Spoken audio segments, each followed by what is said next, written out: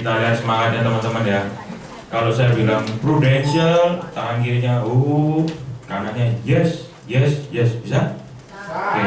Prudential, yes, yes, yes. Sekali lagi, karena kantornya namanya Harvest Agency diganti ya. Harvest Agency.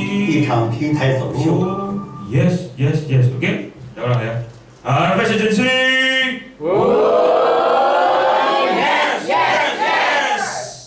Tos kiri kanannya dulu dong. Anda luar biasa. Oke, silakan dulu teman-teman. Supaya nggak ngantuk ya. Tes saja, soalnya jam-jam rawan kan. Ada yang belum makan? Belum ya? Belum. Nah, makan sendiri-sendiri ya. Oke teman-teman, saya baru pertama kali isi di sini. Jadi terima kasih buat Mbak Citra ya udah ngelobi beberapa hari yang lalu ya. Mendadak juga. Disuruh isi di sini. Terima kasih sudah boleh sharing di sini ya.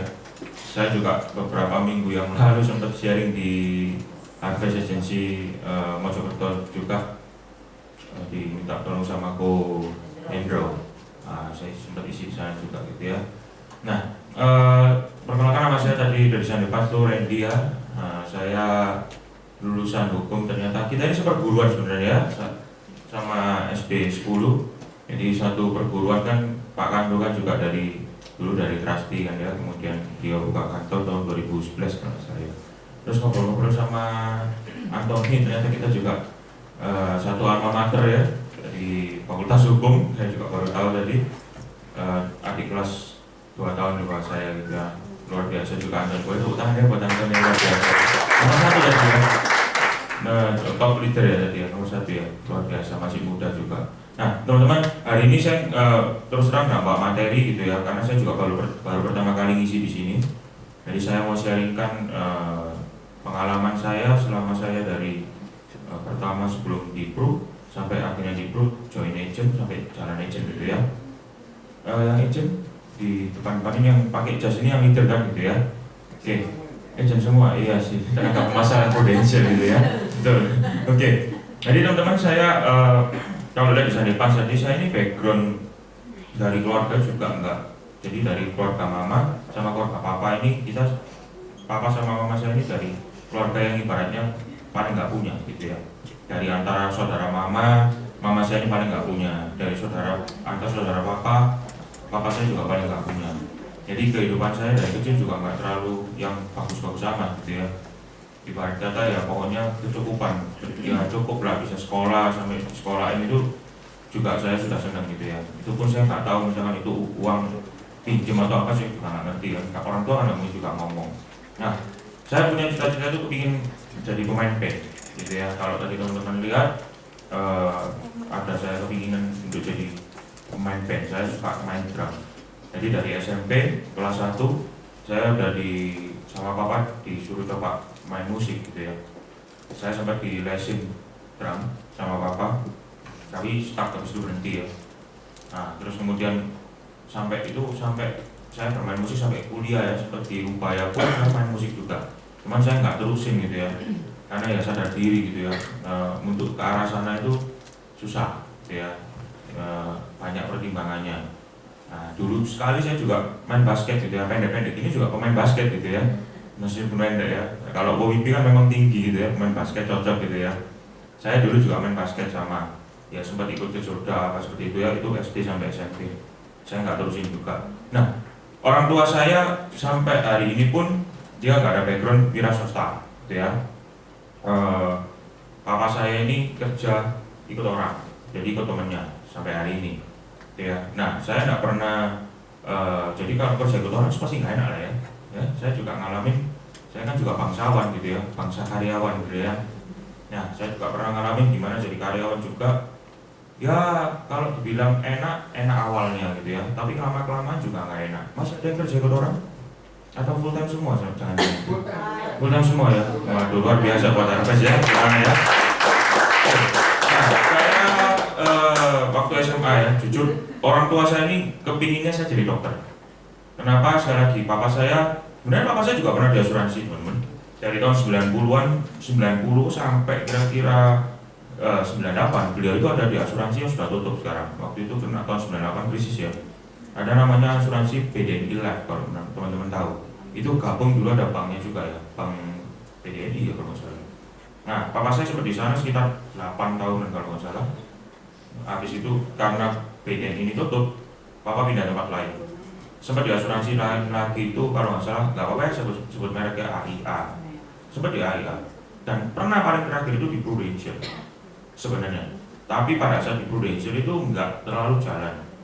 Diajak sama ada temennya juga ya, temennya sampai sekarang masih ada di asuransi lain. Nah itu kalau teman-teman tahu ada Pak Surami, Pak Arisono, itu mungkin angkatan itulah. Kalau saya sekitar tahun 2000-an, 2000 ya 2000 awal. Kemudian beliau memutuskan untuk nggak di asuransi. Nah, jadi kemudian ketika sudah memutuskan dia kerja ikut temennya sampai hari ini. Nah, pertentangan yang saya alami nanti saya ceritakan juga ya. Sebenarnya saya nggak disetujui kerja Pro ini, karena orang tua saya dulu pernah gagal juga di Prudential. Dia nggak mau anaknya itu kerja asuransi, sebenarnya begitu. Nah, tapi ketika saya SMA, orang tua saya menganjurkan saya masuk IPA. Kalau dulu kan ada penjurusan IPA, IPS ya kelas 3. Karena saya ini bodoh gitu ya, tak pintar ya, bisa nyontoh tok gitu ya. Saya disuruh masuk IPA, nggak diterima. Jadi suruh masuk IPA itu tidak diterima, akhirnya saya masuk IPS. Nah, saking kepinginnya orang tua ini ya untuk saya ini jadi dokter, papa mama saya ini sampai datang ke sekolah, ketemu sama kepala sekolah, boleh nggak anakku ini dipindah masuk IPA? Wah, PDW ya, orang tua saya ya, kayak punya sekolah, ya nggak boleh lah. Akhirnya putar otak, papa saya mikir, kamu bisa coba melok orang, lek melok orang tua aku, terus gak enak, aku serasa no. Aku setuwek gitu, mau ya biasa ya, orang sudah terlalu lama seperti itu, udah umur, dia mau keluar tuh zona ketakutannya ini kan masih ada ya, dia zona nyaman, jadi mau keluar ini takut, mau berusaha sesuatu ini kan takut, karena tanggungan anaknya ya ada 3, saya paling besar, adik saya 2 cewek semua, jadi saya juga mikir, tanggungan ke depan ini orang tua ini tanggungan saya, apalagi adik saya masih kecil semua, 2 orang itu paling kecil beda 12 tahun lagi sama saya. Jadi yang satu itu beda 4 tahun sama saya. Jadi otomatis pasti kalau ada apa pasti ke saya. Mama, papa ada apa pasti nantinya satunya ke saya. Nah akhirnya saya mulai mikir, ya iya sih kalau kerja ikut orang pasti kayak gitu juga gitu loh. Nah papa ngajurin saya masuk di bidang hukum supaya jadi notaris. Enak ya jadi notaris, tekan-tekan duit, tekan-tekan duit. Harusnya begitu. Jadi saya dianjurin masuk ke hukum, akhirnya saya ngambil di Upaya. Saya sekolah 4 tahun pas ya. Tidak lebih, tidak kurang, lulus. Kemudian apa yang saya lakukan? Saya maunya sebenarnya disuruh sama papa saya masuk kuliah lagi, S2, ngambil magister kenotariatan, Antoni tahu. Karena untuk jadi notaris itu harus sekolah lagi S2. Tapi karena saya mikir kalau sekolah lagi mesti belajar dan harus dulu kuliah untuk buat skripsi aja itu sudah setengah mati gitu ya. Saya nggak beli ya buat sendiri kok. Nah kalau buat tesis itu lebih pusing lagi gitu ya. Akhirnya saya pikir, gendeng sekolah lagi, terus hari jebol gitu ya. Saya nggak milih untuk sekolah. Papa sempat ngomong, enak jadi notaris gitu ya. Tapi kalau dipikir-pikir, sebenarnya bisa jadi notaris pun itu baru usia saya sekarang. Karena ada izinnya, ada aturan undang-undangnya, boleh buka itu usia 28 tahun. Nah jadi sama aja, harus kerja ikut orang dulu. Kalau kita ngomong lawyer pun, memang sekolahnya cuma 3 bulan. tapi baru bisa usia 25 juga. Nanti setelah lulus itu dari umur 22 sampai 25 ya harus kerja ke orang juga, dan nggak gampang gitu ya mau jadi lawyer. Orang ibaratnya gini, kalau ada kasus beli lawyer yang sudah lumayan apa yang baru kayak gitu, lumayan gitu ya, beli yang baru gini diketak titik ini mundur gitu ya.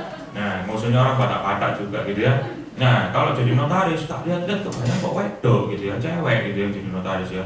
Kebanyakan notaris itu cewek kebanyakan, boleh coba dilihat kan banyak ceweknya ya kalau notaris ya. Mungkin kalau cowok lebih ke arahnya karena dia jadi lawyer, jaksa, hakim kayak gitu ya.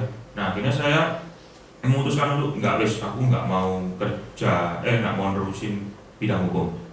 Akhirnya saya ngelamar kerja, ada lowongan. Kalau di Ubaya itu ada tempat untuk ngelamar kerja ada. Saya lupa namanya apa ya? CAC ya, CAC karir apa gitu ya saya lupa. Saya lihat di sana ada beberapa lowongan pekerjaan, saya pilih yang legal, ya bagian legal. Nah kemudian saya dipanggil itu salah satu bank gitu ya, bank kecil nggak besar. Oke, saya dipanggil interview. Saya isi semua tesnya apa. Nah, ada satu pertanyaan yang ketika ditempatkan di luar kota mau apa enggak, saya jawab enggak. Nah kemudian nggak dipanggil, ya. Mama saya ini juga lucu karena mama saya ini ada kenal sama orang di sana. Disuruh nanyain, itu tanya nopo anakku kok gak diterima ya. Nah ini kan lucu ya, gak diterima kerja saya suruh nanya no gitu ya. Ditanyain sama mama saya, ternyata anakmu ini ngentang karena gak mau keluar kota karena ada pembukaan cabang baru, sebenarnya mau taruh sana karena untuk legal di Surabaya udah gak ada. Ya wis ono ngopo wis, yang penting anakku bisa kerja gitu ya. Nah akhirnya diterima ada lowongan marketing. Oke lah, mama cuma ngomong coba naik marketing. Siapa tahu kamu bisa ketemu orang, kalau misalnya back office, maksudnya legal kan di belakang ini ya, meja terus, kamu boring. Nah memang saya kebetulan juga tipe orang yang nggak tahan duduk terus gitu ya, pinginnya ngopi, ngobrol gitu ya, ketemu orang gitu, enak gitu ya. Saya kalau waktu kerja di bank lihat orang kadang siang-siang kita kemana gitu, lihat kok enak ya orang ini ya, duduk bisa ngobrol, mungkin bos ini, duit saya juga nggak tahu itu bos apa enggak, nggak ngerti sama dia agent prudential gitu ya dulunya ya. Nah sejalan dengan itu, sebelum di bank saya juga pernah kerja, tapi nggak lama. Jadi ada di Margo Mulyo itu saya jadi HRD sama GA, ya. Bayarannya 2 juta, karena saya fresh graduate ya. Dibayar 2 juta. 2 juta itu kerjanya dari Senin sampai Sabtu. Sabtunya bukan setengah hari lagi, tetap sampai jam 5. Boring nggak kira-kira? Boring, apalagi daerah Margo Mulyo buka pagar gini apa? Beleduk tok, ya, tertok gitu ya, di lingkungan pergudangan. Mau cari makan apa susah, jadi kita mesti bawa makan. Makan istilah 1 jam di sana di dalam, kumpulnya bareng sama yang lain gitu ya. Itu akhirnya saya bosan. Saya coba bertahan, menurut Anda berapa lama? 2 minggu, luar biasa. Cuma 1 minggu bro. 1 minggu saya keluar. Ya, sampai saya bilang datang yang untuk terakhir itu saya bilang ke bosnya, kebetulan usianya cuma beda 4 tahun sama saya. Saya bilang, kok sorry sebelumnya saya nggak bisa melanjutin, soalnya saya diterima di tempat lain. Jujur ini, saya nggak enak juga, mending nggak bawa bayar apa-apa. Lu buat ya saya kerja 1 minggu, PP bensin apa? Kok saya ini sungkan, saya diterima, sudah terima kasih. Dan karena saya juga orang baru, termasuk baru lulus kuliah. Mau terima saya ini sudah seneng, nggak bawa bayar nggak apa-apa. Soalnya aku juga nggak enak sama kamu kok. Nah, akhirnya kita jadi temen gitu ya. Tapi dia bilang nggak apa-apa. Nanti saya hitung break. Pro rata, saya hitung kamu masuk berapa, nanti saya transfer pasti. Mana nomor rekeningmu? Dia transfer beneran teman-teman. Cuma dapat sekitar berapa ratus ribu gitu. Ya nggak apa-apa ya, uang bensin. Oke, dari sana saya baru masuk ke bank. Nah, setelah masuk bank ini, saya berkeinginan sebenarnya ya berkarir di bank. Pada akhirnya sebenarnya ya waktu saya masuk, enak ya, katanya keren. Apa sih yang keren dari orang bank biasanya?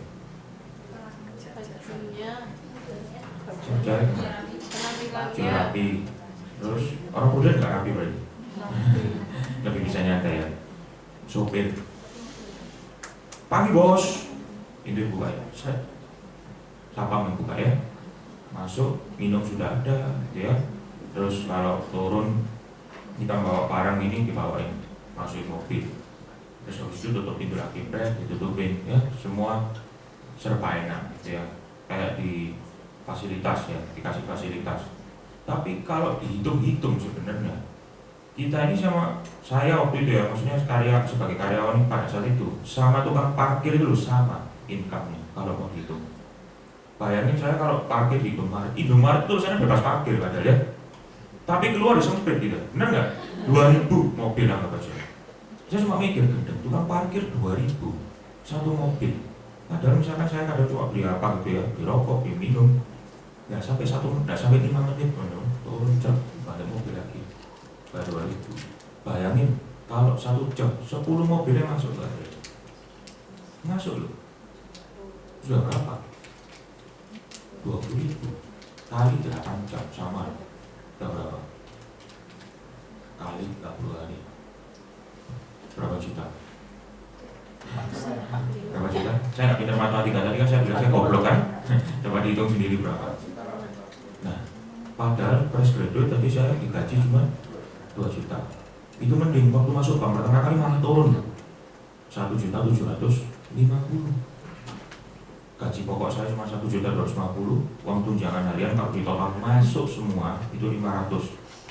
Ya, masih kepotong askes 2%, jangan lupa saya potong askes.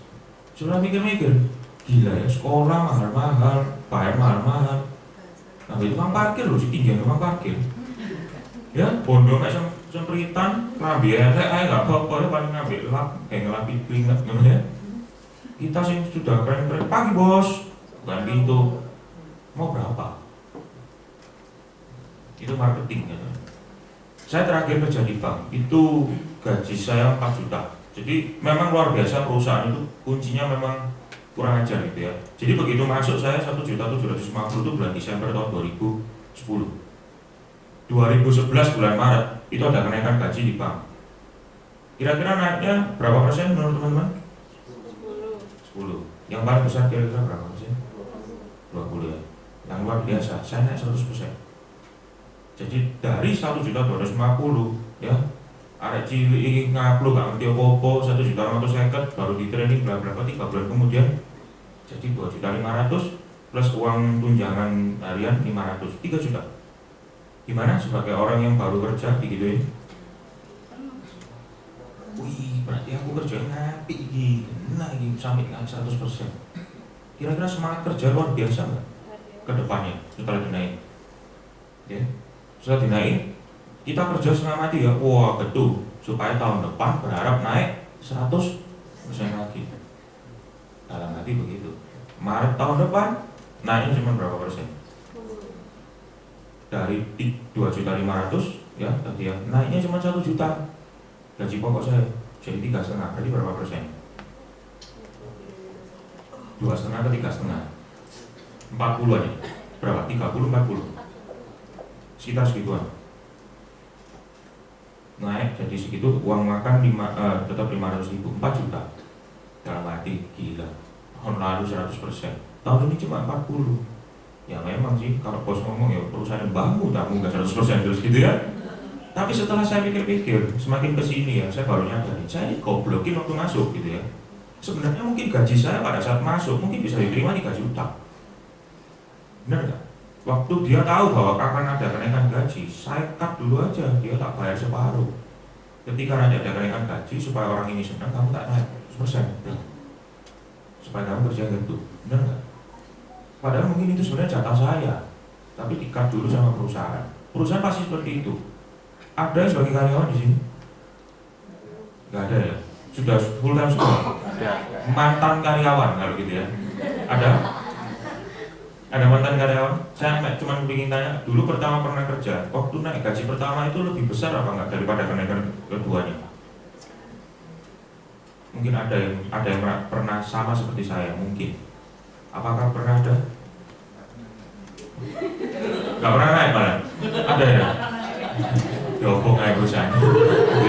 Gue. Nah, itu memang trik perusahaan menurut saya. Jadi ketika kita ngerasa bahwa tahun depan kita turun kenaikannya, otomatis kita kerja lebih getol lagi.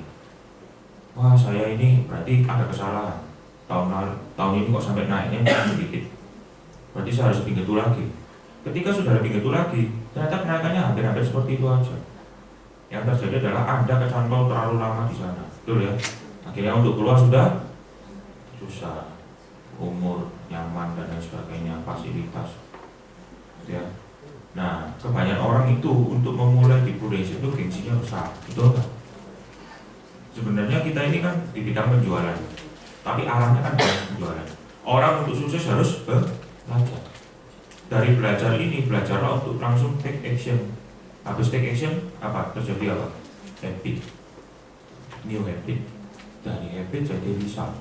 Jadi paling penting adalah ketika Anda sudah belajar, yang ngajak Anda harus terima kasih. Nanti pulang tepuk ya, thank you ya, udah ajak saya ada di Prudential.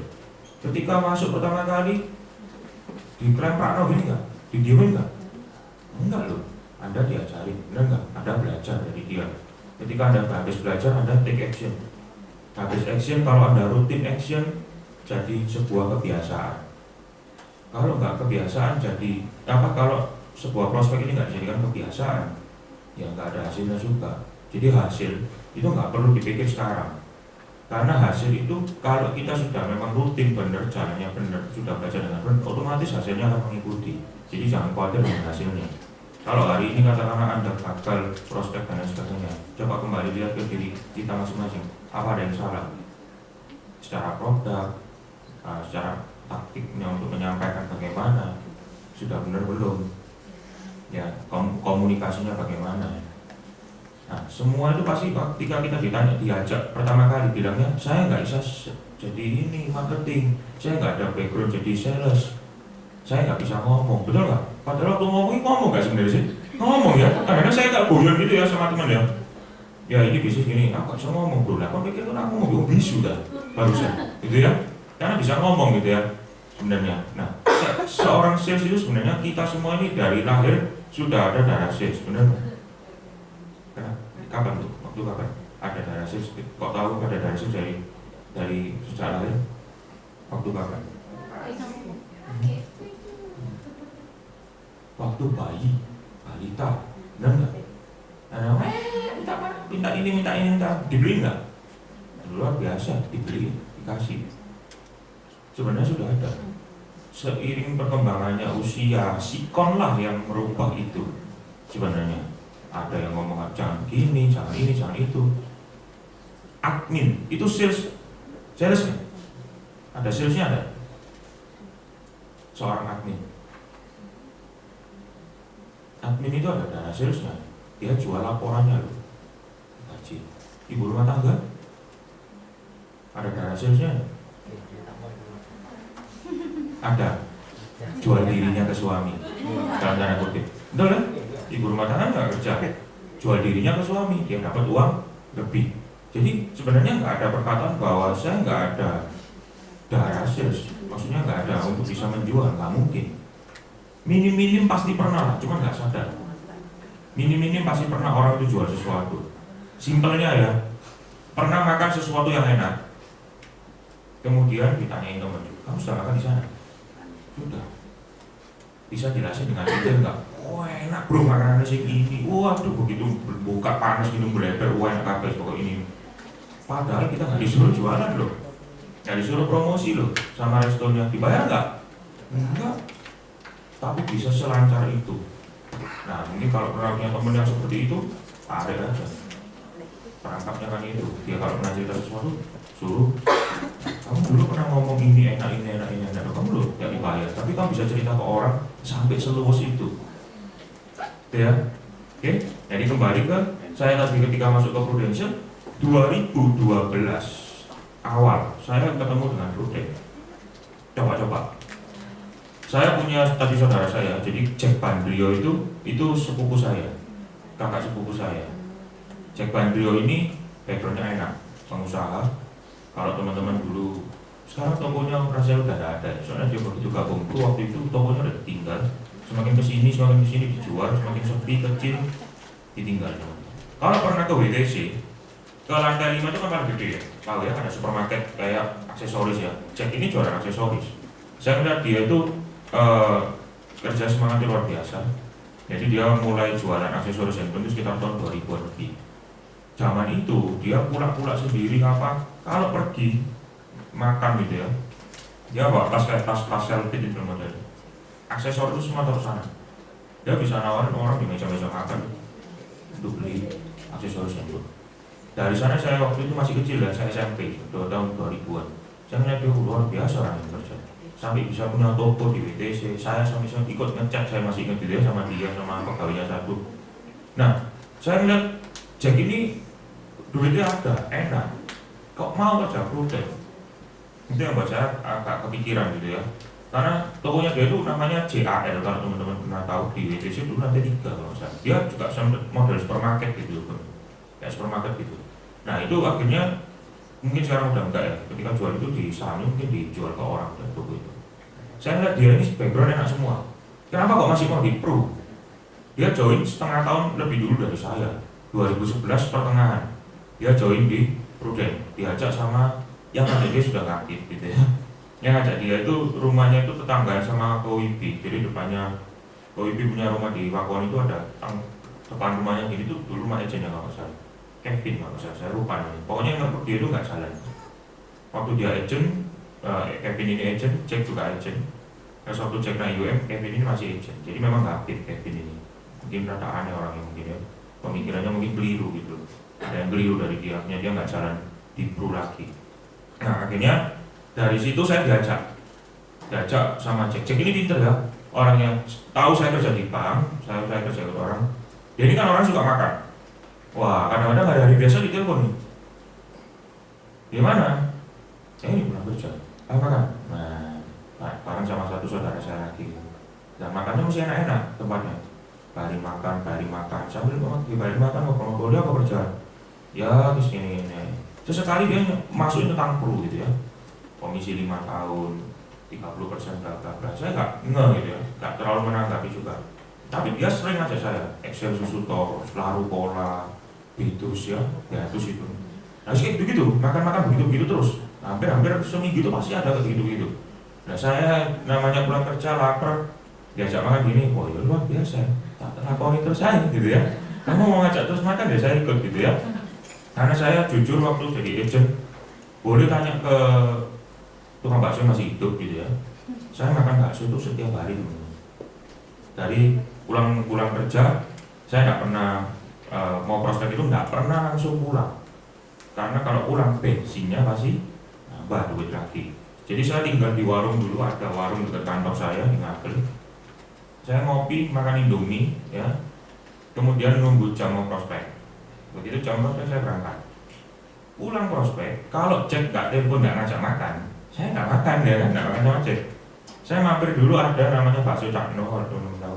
Bakso sesat itu buka sampai jam 4 pagi gitu ya. Dari jam 7 jam 8 malam baru buka. Jam 4 pagi baru tutup. Orang yang masih hidup sampai sekarang ada di Kimia Parmandar Moren dan dia sampingnya Samsung. Hampir setiap hari saya makan di sana. Memang sebelum kerja di Pro pun saya sering campur di sana sama teman-teman kadang ya, malam. Nah, waktu kerja Pro ya nggak ngenteni teman, saya makan di sana sendiri 10.000 ya. Saya ingat 8.000 bakso satu mangkok, 2.000 SKM. Tanya aja, dia masih ingat. Tak tahu pernah TJ pasti tahu. Karena hampir setiap hari. Sekarang agak jarang, udah hampir nggak pernah. Ya kadang-kadang kangen sih ke sana gitu ya. Nah itu saya alami begitu. Jadi Jack ini pinter. Diajak. Sampai sesekali waktu saya juga diajak teman saya di AIA. Bro, ini loh orang bisnis diajak saya ke AIA di Dharma Usada. Sekarang kantornya tutup teman-teman, jadi yayasan. Saya lewatin, apa maksudnya?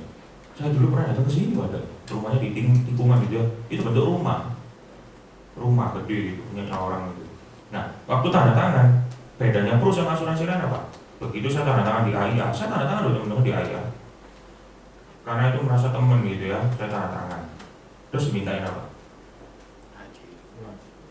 350.000 haji. Suruh transfer, dia tak transfer 350.000. Saya pulang ngomong sama bapak. Aku loh, melok koncoku. Melok kok asuransi loh. Kok nggak melok? Jadi Jack ini panggilan namanya Injek gitu ya. Kamu nggak melok Injek kan? Ibu Injek. Kawis.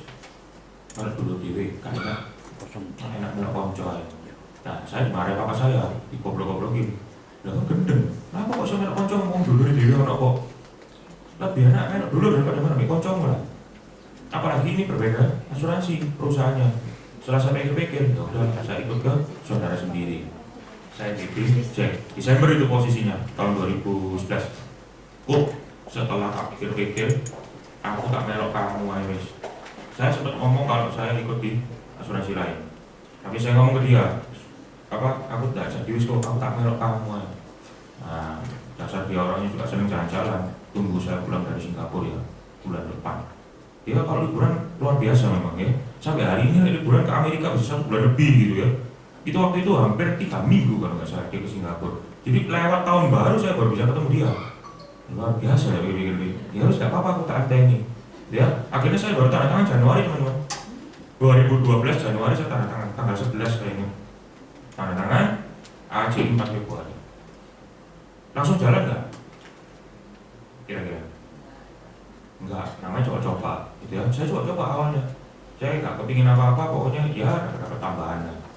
Saya pikir begitu. Kemudian Februari itu saya training. Trainingnya pun kalau di sini ada yang training siapa? Biasanya leader atau? Leader. Ada leader di kelas training ya. Nah pada saat itu kalau di sana, kalau teman-teman leader mungkin yang pernah di SP 10 dulu, zamannya enggak yang namanya Bu Unisma. Nah itu ada trainer namanya Bu Unisma. Ya dia itu memang sama KWB memang digaji untuk training gitu ya. Jadi memang trainer. Jadi kan ada admin, sentral admin, ada trainer itu 1 orang. Mbak Nisma ini suruh training, ya saya disuruh training sama itu. Kamu training ya ke kantor, di sini kantornya ambil namanya Mbak Nisma. Jadi yang training saya bukan leader, saya pada satu ini trainer yang memang dari kantor SP10. Tapi setelah itu memang komunikasinya sama leader. Tiap sebelum prospek saya pasti telepon.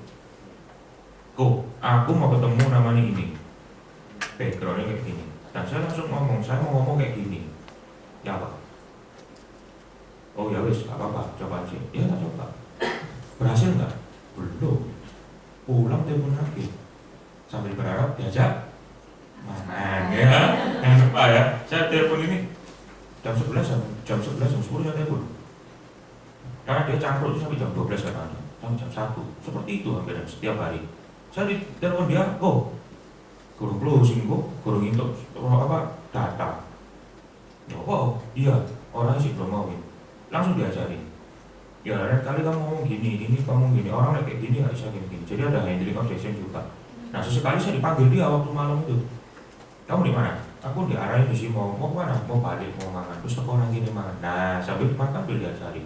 Itu saya lakukan hampir kira-kira 3 bulan, 4 bulan ke depan seperti itu. Case saya pertama kali bulan Februari, cuman ada 2. Closing aja ada 2 bulan Februari. Gak besar, 750-an 2. 1 mamaku dewi gitu ya, mama sendiri. Jadi mama saya itu sebelum saya di Pro mau di prospek cek gitu ya, karena tahu anaknya masuk di Pro ya mamanya milih masuk anaknya dong, masuk di ponakannya kan nggak mungkin gitu ya. Mama masuk di saya, sama satu lagi itu teman baik saya. Saya ada satu teman di kuliah, itu teman baik saya, cewek itu. Kalau saya nggak pernah masuk kuliah gitu ya, selalu titip absen dia, nggak pernah nyatet itu fotokopi sama dia semua 1 semester gitu ya. Padahal dia sudah baik sama saya juga baik sama dia, tak tawarin polis gitu kan. Ya saya cerita ke dia, langsung nggak langsung mau juga. Cuman saya cerita dia mulai ini ya, memahami gitu ya. Memang dia nggak pernah punya asuransi dan baru kerja. Karena dia pintar kan lulusnya daripada saya duluan kan. Jadi dia udah kerja lumayan lama gitu ya. Saya prospek dia mau 750 waktu itu. Saya buka 1 juta. Saya ngeliat dia sih harusnya mampu 1 juta gitu ya. Cuma ditawar sama dia, biasa lah orang Indonesia. Tajik di pasar itu mungkin harga pas ya ditawar, bener nggak? Harga pas ditawar, balik kurang gitu ya, pasti gitu ya. Nah, ditawar gitu jadi 750 gitu ya. Sempat kalau nggak salah jadi 500. Cuma saya diajari cek, pernah diajari, misal kamu tahu orang ini kemampuannya sekian, ojo mau closing di 500 gitu ya. Kenapa? Ya kita ngomongnya kan di bawah 750 ya mending kamu nggak usah melok lah. Aku sempat bilang begitu. Nek kamu dapat 750, sorry ya, namanya Priska. Sorry ya, nek dapat 750, mending kamu nggak usah melok loh. Aku sebagai temanmu, dia misalnya mau bantu kamu udah maksimal. Buat apa kamu ikut dan bawa ini? Malah aku nanti, sekarang nggak apa-apa soalnya ada kejadian. Tapi sorry loh, nanti kok kamu butuh no ini, kamu sama kamu bayar aku, nilai nggak sesuai. Ini sih aku nggak enak. Justru kita sudah berteman lama. Jadi ya minimal sih buat kamu ya 750 ini langsung kotor lagi lah. Duitnya siapa sih aku? Tak tunjukin proposal, halaman nilai tunai. Setelah 10 tahun, ini jadi uangnya siapa? duitku. Lah ya wis kamu nabung dhewe kok. Lah kamu nanti 10 tahun lagi pilih mana? Lah 500 itu 750 atau yang mana? Sama 750. Ya wis. Sekarang sehat kenapa enggak kamu ambil? Mau mampu. Akhirnya diambil gitu ya. 750. Itu closingan saya. Setelah itu saya nabur. Dapat nggak? Enggak. Saya sempat bingung, kok susah ya ini ya. Sudah prospek. Jadi saya komitmen setiap hari Sabtu. Saya nggak bisa prospek dari jam 8 sampai jam 5 gitu. Tapi saya bisa gunakan hari Sabtu. Karena Sabtu saya libur di bank. Jadi ketika saya pulang kerja hari Senin sampai Jumat, saya benar-benar gunain Sabtu hari itu 1 minimal. Kalau 2 nggak susah gitu ya. Karena jam orang waktu itu saya bisa temuin rata-rata di atas sana. Jam 7 ya, ada yang setengah 8, ada yang jam 8. Nah, ketika mau ketemu yang kedua ini agak susah. Nah, satu hari saya harus ketemu satu orang. Saya punya buku gitu ya. Waktu itu saya tulis, cuman bukunya ya memang gak saya bawa hari ini. Saya cari sempat hilang kalau saya. Buku biasa jelek, gambarnya Tamiya kan depannya. Buku tulis itu. Nah itu saya tulis nama, kemudian ada kolom 1, 2, 3, 4, 5 gitu ya. Kemudian yang paling terakhir itu tulisannya ada kerangannya apa. Jadi saya catat orang ini ketemu saya pertama kali kapan. Terus follow up lagi enggak, termasuk orang yang saya rekrut, saya tulis di sana semua. Dia ada 100 lebih kan waktu itu. Nah itu dari sana saya temuin satu persatu. Dan ketika ada orang yang batalin di hari H, nah itu kesalahan saya ya.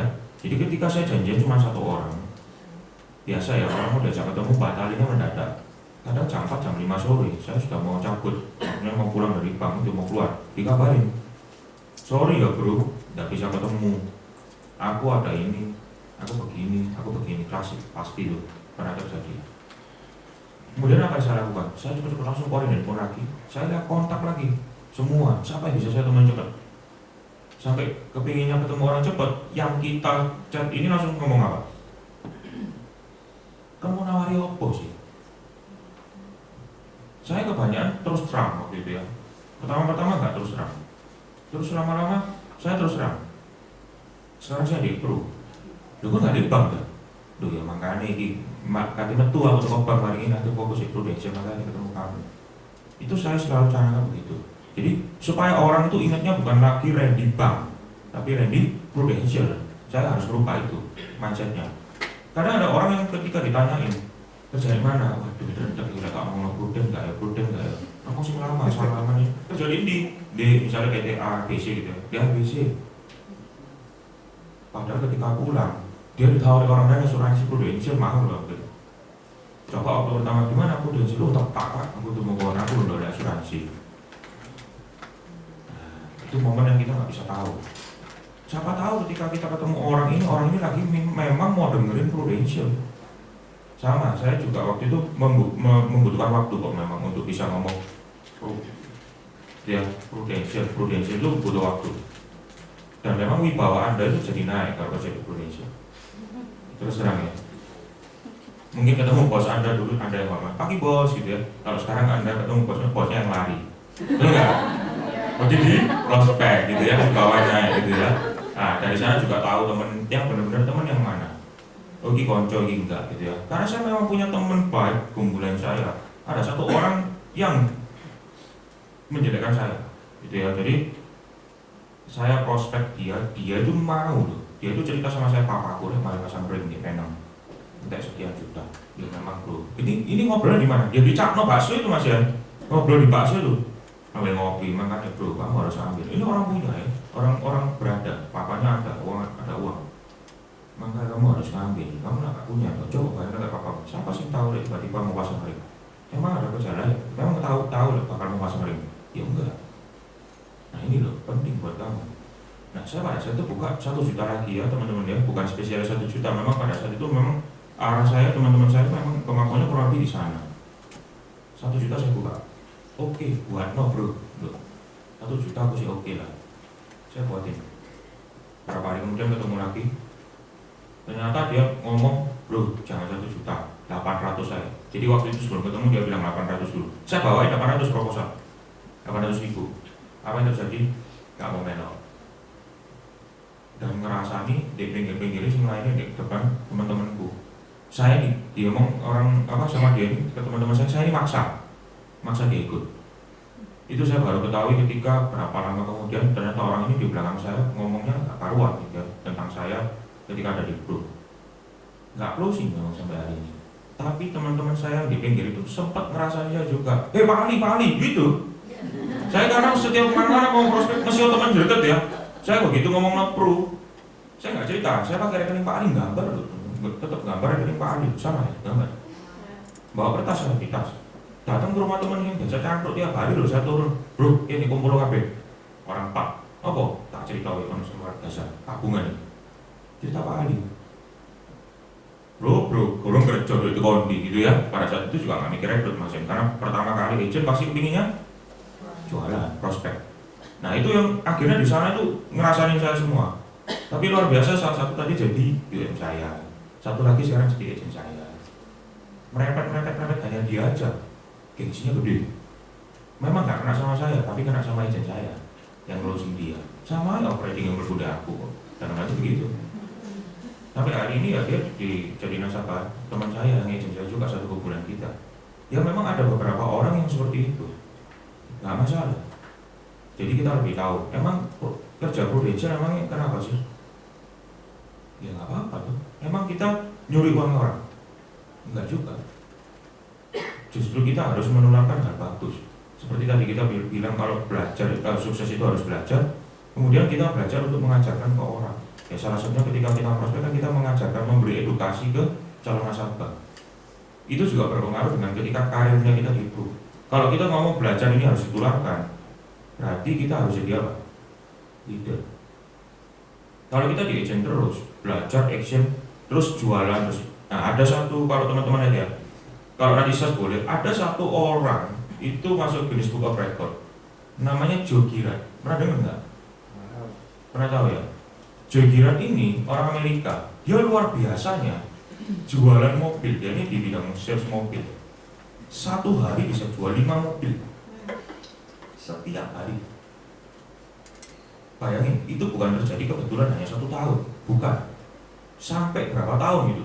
Kalau nggak salah 12 tahun atau 15 tahun. Nggak tahu sekarang ya. Tahun lalu kalau nggak salah masih belum terpecahkan rekornya dia. Dalam sepanjang karirnya dia menjual berapa puluh ribu mobil gitu. Satu hari jualan 5, bukan polis, mobil ini kan lebih gede lagi gitu ya, 5 mobil. Nah pelajaran yang bisa kita ambil, ya memang kalau bisa jualan hebat, tapi kembali lagi ya jangan lupa kalau itu tadi ngomong sales ya terserah mau jadi sales mobil jualan terus, tapi kita di-improve arahnya bukan ke sana. Kita harus jadi leader. Kenapa? Ya teman-teman coba pikir kalau mau jualan terus mau sampai kapan? Bisnis ini kan bukan berfokus pada jualan. Masih ingat BOP? Di sini sama ya, agent, AUM ya, kemudian UM, SUM, AM. Agent sama AUM masih ada. Kalau di BOP-nya pasti tulisnya P 150 sama nggak? Di sini berapa tulisannya? Sama P. P berarti ada jualan pribadi. Tapi begitu ngomong UM, ada P-nya nggak? Ganti T ya biasanya atau tim. Artinya apa? Kita ngembangin lagi bisnisnya, bukan untuk jualan terus. Kalau tetap disuruh jualan, pasti dong prudensial lagi di sini harus ada minimal P-nya berapa. Apakah sebuah kewajiban kalau seorang leader itu harus jualan? Enggak juga, tergantung ya. Tapi arahnya bukan ke sana. Gitu ya. Ada beberapa orang sudah leader gede pun ya mungkin masih jualan. Ada juga, maksudnya nggak punya tim tapi jualan terus juga ada. Ya, mungkin paling benar ya seperti Pak Kandu ini sudah luar biasa. Boleh tepuk tangan untuk Pak Kandu. Saya inspirasi dari beliau juga ya, dari cerita-ceritanya Pak Wibi, dari teman-teman ada Pak Roy, kalau mungkin tahu Pak Roy Steven. Jadi saya juga melihat dari sana secara tim kan besar banget Pak Kandu ini. Ada sampai ada 3 kantor gitu ya hari ini ya, luar biasa. Itu kekuatan sebuah tim. Coba bandingin, yang saya nggak usah sebut lah ya, orang yang udah pindah mungkin ya. Kan ada kan, dia punya tim nggak? Kakek mikul sampai bongkok kan, bener nggak? Jualan terus, betul ya. Tapi timnya ada nggak waktu itu? Nggak ada.